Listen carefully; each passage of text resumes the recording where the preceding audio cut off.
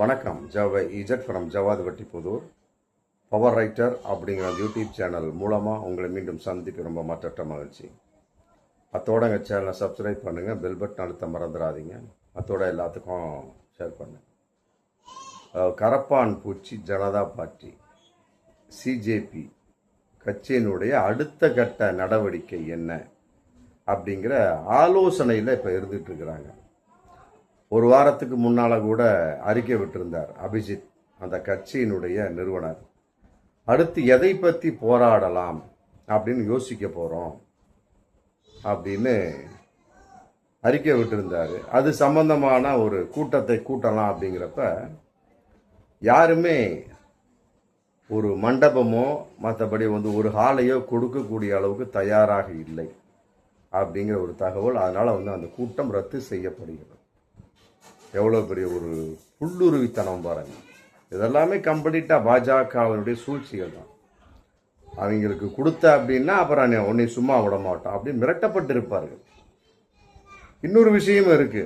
எதுக்குடா இவங்களுக்கு கொடுத்துட்டு என்ன அப்படிங்கிற மாதிரி பிரச்சனை ஆச்சுன்னா நம்ம தாலி அறுத்து போடுவானுங்க பாஜக.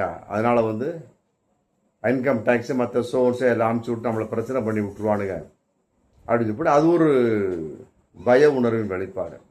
இதெல்லாம் ஒரு சராசரி மனிதனுக்கு ஏற்படக்கூடிய விஷயம்தான்.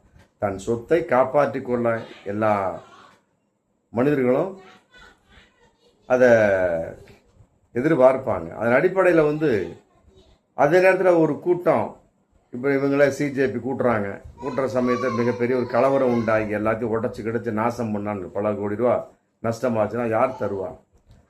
இந்த கரப்பான் பூச்சி பார்ட்டி தான் தரணும். அப்புறம் அதுக்கு கோர்ட்டு கேஸுன்னு போகணும். எதுக்கு தேவையில்லாமல்? மண்டபம் காலி இல்லைன்னா முடிஞ்சு போச்சு. அது மாதிரி கரப்பான் பூச்சி கட்சி ஆரம்பிச்சு இந்த ஒரு ஆலோசனை கூட்டம் பண்ணலாம்னு சொல்லிட்டு பண்ணியிருக்கிறாங்க. அதுக்கு டேட்டு ஓகே பண்ணிவிட்டு மற்றபடி மண்டபத்தை ரெடி பண்ணுறப்ப யாருமே தரவில்லை. அதனால் இது ஒரு மிகப்பெரிய ஒரு பிரச்சனையாக போயிட்டுருக்கு. அதன் அடிப்படையில் இன்றைக்கி யோசிக்கக்கூடிய ஒரு கட்சியாக, மற்றபடி மக்களால் விருப்பப்படக்கூடிய ஒரு கட்சியாக மாறி இருந்தாலும் கூட சில நபர்களால் தூண்டிவிடப்பட்டு எதிர்ப்புத்தனமாக இருக்கக்கூடிய கட்சி அப்படிங்கிற முத்திரை குத்தப்பட்ட ஒரு கட்சியாக இன்னைக்கு கரப்பான் பூச்சி கட்சி இருந்து கொண்டிருக்கிறது. ஃபர்ஸ்ட் வெற்றி அற்புதமான வெற்றி. தர்மேந்திர பிரதான் ராஜினாமா செய்ய வைத்தது உண்மையிலே இது பாஜகவுக்கு விழுந்த மிகப்பெரிய ஒரு அடி. அடுத்த அடி கொடுக்கணும். அடுத்த 2029 அவர்கள் பாஜக அப்படிங்கிற ஆட்சி இருக்கக்கூடாது. ஆமாம், அடுத்தது வர்றதுக்கு கரப்பான் பூச்சிக்கு எல்லா அதிகாரமும் உண்டு. நாங்கள் 2-3 வீடியோவில் சொல்லியிருப்போம். காங்கிரஸ் அவ்வளோதான், முடிஞ்சு போச்சு. காங்கிரஸ்லாம் எதிர்பார்த்த அளவுக்கு வெற்றி கொடுக்க முடியாது. அதே நேரத்தில் எதிர்த்து போராடக்கூடிய அளவுக்கு அவங்கள்ட்ட யாருமே கிடையாது. ராகுல் காந்தி இருக்கிறார், மற்றபடி காசு இருக்கு, மாசு இல்லை. அதை ஏற்றுக்கொள்ளக்கூடியவருக்கு மக்களும் இல்லை. ஆமாம், இருந்தால் அது போன தேர்தலே வந்திருக்கும். இன்னொரு விஷயமும் நம்ம பார்க்கக்கூடிய ஒரு சூழல், இவிஎம் எலக்ட்ரிக் ஓட் மிஷின். இதில் ஏகப்பட்ட குளறுபடிகளை பாஜக செய்து கொண்டிருக்கிறது அப்படிங்கிற தகவல் ஒவ்வொரு தேர்தலும் வந்துக்கிட்டே இருக்கு. அதன் அடிப்படையில் பேசுகிறப்ப என்ன ஆகுது? அவங்க தான் ஜெயிக்கிறாங்க. இப்போ பாருங்க, மேற்கு வங்காளம், இப்போ எங்கெங்க ஹரியானா, மற்றெல்லாம் சமீபத்திய வெற்றி எல்லாம் வரக்கூடிய சமயத்தில் எதிர்பார்த்த ஒரு வெற்றி என்னன்னா, இங்கே காங்கிரஸ் ஜெயிக்கும், இங்கே திமுக ஜெயிக்கும், இங்கே சில கட்சிகள் ஜெயிக்கும் அப்படிங்கிற சமயத்தில் எல்லாமே பாஜக அப்படிங்கிறப்போ சந்தேக உணர்வு வருதா இல்லையா? மக்கள் எப்படி ஓட்டு போட்டு விடுவார்கள்? மணிப்பூர் பிரச்சனை எவ்வளோ பெரிய பிரச்சனை தெரியுமா? ஆமாம், அதெல்லாம் மக்கள் மனசில் ஏற்றாமல் இருந்தாங்க. அந்த நேரத்தில் நடந்த ஒரு தேர்தலில் ஹரியானா மற்ற சோன்ஸ் எல்லாமே ஏகப்பட்டது பாஜக. உண்மையிலே ஏற்றுக்கொள்ள முடியாத வெற்றி இது. ஆக இவர் ஏதோ சூழ்ச்சி ஏதோ வச்சிருக்கிறான். பாஜக நம்ம கடைசி வரைக்கும் இந்தியாவில் நம்மளே இருக்கணும். 12 வருஷம் இருந்தாச்சு, இன்னொரு 5 வருஷம் நம்ம தான் இருக்கணும். மோடியும் மாற்றக்கூடாது. என்ன சொல்லலாம்? அதுக்கு தான் இவிஎம் மிஷின். இப்போ பாருங்கள், சமீபத்தில் குளத்தூர், அதில் முக ஸ்டாலின் படுதோல்வி. ஆமாம், செக் பண்ண வகையில் ஒரு 4 இடத்துல ஏகப்பட்ட குளறுபடி. மிஷினுடைய டேகே மாறி இருக்கு அப்படிங்கிறாங்க. செக் பண்ணவங்க அந்த அளவுக்கு. அப்போ இந்திய அளவுக்கு எத்தனை ஆயிரக்கணக்கான பல்லாயிரக்கணக்கான லட்சக்கணக்கான வாக்குச்சாவடிகள் அத்தனையும் ஒரு மிஷினை வச்சு பண்ணக்கூடிய சமயத்தில் எத்தனை மிஷினில் குளறுபடி இருக்கும் அப்படின்னு அமுத்தணும் அப்படின்னா எல்லாமே தாமரையாக விழக்கூடிய அளவுக்கு, அல்லது அமுத்துறாங்கன்னா அவங்க சின்ன விழாத அளவுக்கு அப்படின்னு ஏகப்பட்ட குளறுபடிகள் நடந்திருக்கும். ஆமாம், நடக்காமலாம் மேற்கு வங்காமலாம் போகாது. இங்கேயும் திமுக சம்மந்தப்பட்ட வகையில், தாவேகா சம்மந்தப்பட்ட வகையில் ஒரு காசு இருந்தாலுமே இது பாருங்க, தொழில்துறை அமைச்சர் கீர்த்தனா மாட்டிக்கிட்டாங்க. ஆமாம், அவங்கள நாங்கள் சிவகாசிக்குள் உள்ளே நுழைய விட மாட்டோம் அப்படின்னு மக்கள் எதிர்த்து போராடக்கூடிய சூழல். அந்த அம்மா ஒரு வீடியோ போட்டிருக்கு. அதில் அந்த அம்மா சொல்லுது, ஆமாம் எங்களுக்கு ஓட்டு போடுங்கள், நாங்கள் காசு தர்றோம் அப்படின்னு சொல்லிட்டு இந்த கீர்த்தனாவே இந்த அம்மாவே சொல்லியிருக்கிறாங்க. அப்போ ஏகப்பட்ட தொகுதியில் காசுக்கு ஓட்டு வாங்கியிருக்காங்க, விசில் சின்னம் அப்படின்னு கன்ஃபார்ம் ஆச்சு. அப்படிங்கிறப்ப இதன் அடிப்படையில் என்ன ஆகுது? அப்போ என்ன ஆகுது? இவிஎம் மிஷின் அப்படிங்கிற வகையில் எந்த அளவுக்கு குளறுபடி, மற்றபடி ஊழலை பற்றி நாங்கள் ஒழித்து விடுவோம் அப்படின்னு பேசுகிற கட்சியெல்லாம் காசை வச்சு வச்சுருக்காங்க. காசுக்கு சில பேர் மயங்குவான், சில பேர் அமுத்தலில் மனசு மாறிடும். அப்படிங்கிறப்ப அங்கே பாஜக ஜெயிக்கும். நல்லா புரிஞ்சுக்கிட்டீங்களா? இதை சிஜேபி கரப்பான் கோக்ரோச் ஜனதா பார்ட்டி உணரணும். நம்ம சொல்லக்கூடிய விஷயம் அடுத்தது எதை வைத்து போராடலாம். இப்போ நீட் தேர்வு அந்த வினாத்தாள் லீக்கு மற்ற சோன்ஸோ குளறுபடிக்கு அற்புதமான வெற்றி. தர்மேந்திர பிரதான ராஜினாமா பண்ண வச்சாச்சு. அடுத்தது என்ன அப்படின்னா இவிஎம் மிஷினை தடை செய்ய வேண்டும். பண்ணுங்க. இந்த வீடியோ மூலமாக நாங்கள் சொல்லிக் கொள்வது இவிஎம் மிஷினை தடை பண்ணுங்க. ஆமாம், இந்திய அளவுக்கு தடைப்படும். அதனுடைய சின்ன குளறுபடி குளத்தூரில் அங்கே பேட்டி கொடுத்த அந்த தலைமை அதிகாரியே சொல்லிட்டார், இது இந்தியாவிலே நம்பர் ஃபர்ஸ்ட் அப்படின்ட்டார். ஆமாம், இது எல்லாத்துக்குமே முன் உதாரணமாக இருக்கும், இது பேசப்படும், வழக்கு தொடரப்படும் அப்படின்ட்டார். அப்படிங்கிறப்ப முடிஞ்சு போச்சு. அப்போ இந்திய அளவுக்கு லட்சக்கணக்கான மிஷினில் எத்தனை குளறுபடி இருக்குமோ இதுக்கெல்லாம் யார்? ஆளுங்கட்சி அப்படிங்கிற ஒரு கான்செப்ட். அப்போ குளத்தூரில் என்ன நடந்திருக்கும்? அதனுடைய வெளிப்பாடு இருந்திருக்கும் கட்டாயமாக. ஏன்னா மேலே அதே பாஜக தான். ஏன்னா இப்போ தான் ஏகப்பட்ட சொல்லப்பட்டுக்கிட்டு இருக்க டிவிக்கே பாஜக பி டீம் முடிஞ்சு போச்சு.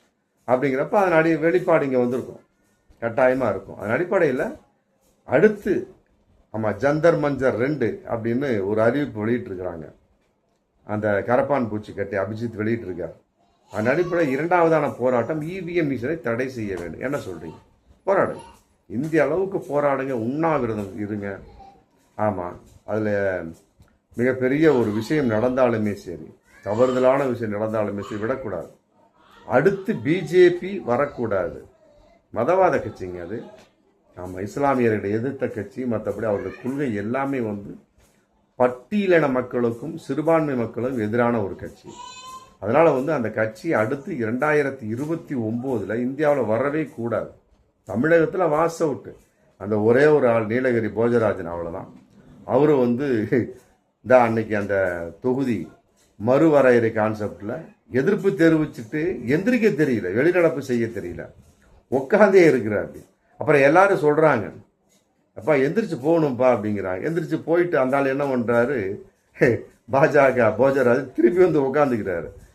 அதை பார்த்து சபாநாயகர் கேள்வி கேட்கிறார், என்னது ஆதரவாக வந்துட்டீங்களா, மீண்டும் வந்துட்டீங்களா, ஆதரவு தானா அப்படின்னு சிரிச்சுக்கிட்டே மீண்டும் வெளியே போறார். அப்படிங்கிறப்ப என்ன நடந்துக்கணும் அப்படிங்கிறதே தெரியல. நயினா நாகேந்திரன் என்ன செய்து கொண்டிருக்கிறார்? இதெல்லாம் போஜராஜனுக்கு சொல்லி கொடுக்கணுமா இல்லையா? ஜெயிச்சு வந்தாலும் சொல்லி கொடுக்கணுமா இல்லையாப்பா? இந்த மாதிரி போகிற தொகுதி அந்த மறுவரை இந்த கான்செப்ட் நடக்குது அப்படிங்கிறப்ப அதில் போய் எப்படி நடந்து கொள்வது? டயலாக்லாம் சொல்லி கொடுத்துருக்காங்க. பட் வெளிநடப்புங்கிறப்ப கோட்டையை விட்டுட்டாங்க. ஆமாம், அந்த நபர் போஜராஜன் எம்எல்ஏ உட்காந்துருக்காரு. அப்போ எல்லாரும் சொல்லி வெளியே போகிற திருப்பி உட்காந்துக்கிட்டாரு. அப்புறம் சபாநாயகர் கிடைச்சோன்னு எழுந்து போயிடுறாரு. நடைமுறையே தெரியல, அந்த அளவுக்கு இருக்கிறாங்க. அந்த அளவுக்கு அந்த அளவுக்கு இருக்கக்கூடிய ஒரு சமயத்தில் மற்றபடி இவிஎம் மிஷின் சம்பந்தப்பட்டு கட்டாயமாக தடை செய்யப்பட வேண்டும் ஆச்சுங்களா. அதனால இதை ஆமாம் காக்ரோச் ஜனதா பார்ட்டி கையில் எடுத்து போராட வேண்டும், இந்திய அளவுக்கு போராட வேண்டும். அடுத்த செயல்பாடு வந்து இந்திய அளவுக்கு நிர்வாகிகளை செட் பண்ணுங்க, ஏற்பாடு பண்ணுங்க. 2029 மாவட்ட செயலாளர், மாநில பொறுப்பாளர், ஒன்றியம், அது இது ஏகப்பட்டது இருக்கு இல்லையா, எல்லாத்துக்கும் பொறுப்பாளரை போட்டு இங்கே தாவேகா அப்படிங்கிற ஒரு கட்சி எப்படி புதிதான ஒரு ஆட்சியில் அமர வச்சிருக்க மக்கள், அது மாதிரி உங்களையும் அமர வச்சிருவாங்க. முடிஞ்சு போச்சு. கட்டாயமாக நடக்கும். அடுத்தது வந்து காங்கிரஸ் வர முடியாது, பாஜகவும் வரவே கூடாது. வருவதாக இருந்தால் கரப்பான் பூச்சி கட்சி தான் வரணும். ஆமாம், அதுக்கு வந்து அபிஜித்திடம் பார்த்து சொல்லிக்கொண்டு நீங்கள் தான் முயற்சி பண்ண சிம்பிளாக வந்துடலாம். ஏன்னா வெற்றிடம் பெருசாக இருக்குது. தமிழகத்தில் எப்படி ஒரு வெற்றிடம் சொல்லி போட்டு மாற்றம்னே மக்களை ஏமாற்றி தாவேக்கா வந்தாங்களோ அதே மாதிரி நீங்கள் ஏமாற்ற வேணாம், இந்திய மக்களை ஏமாற்ற வேணாம். தாவேக்கா எப்படி தமிழக மக்களை ஏமாற்றி உட்கார்ந்துருக்கு, அதே போல் நீங்கள் இந்திய மக்களை ஏமாற்ற வேணாம். இந்திய மக்களை ஏமாற்ற ஒரிஜினலாக இருந்து கட்டாயமாக போராடி, ஆமாம், கம்ப்ளீட்டு ஒரு மிகப்பெரிய ஒரு மாற்றம் என்று சொல்லி அதை உண்மையான மாற்றமாக கொண்டு வந்து பாஜக காங்கிரஸுக்கு மாற்றாக நீங்கள் சிஜேபி ஆமாம் வருவதற்கு நிறைய வாய்ப்பு இருக்குது. மக்கள் உங்களை எதிர்பார்த்து கொண்டிருக்கிறார். அதனால் வந்து அடுத்த கட்டம் அந்த போராட்டம் என்பது EVM machine, electric vote machine தடை செய்யப்பட வேண்டும் அப்படின்னு மிகப்பெரிய ஒரு போராட்டத்தை பண்ணி 2029 தடை செய்யப்பட்டுட்டீங்கன்னா, நீங்கள் நின்றுட்டீங்கன்னா அடுத்த பாஜக வீட்டுக்கு அமைச்சிட வேண்டாம், காங்கிரஸ் இல்லாமல் பண்ணிடலாம். பார்ப்போம் மீண்டும் அடுத்த வீடியோ. நன்றி.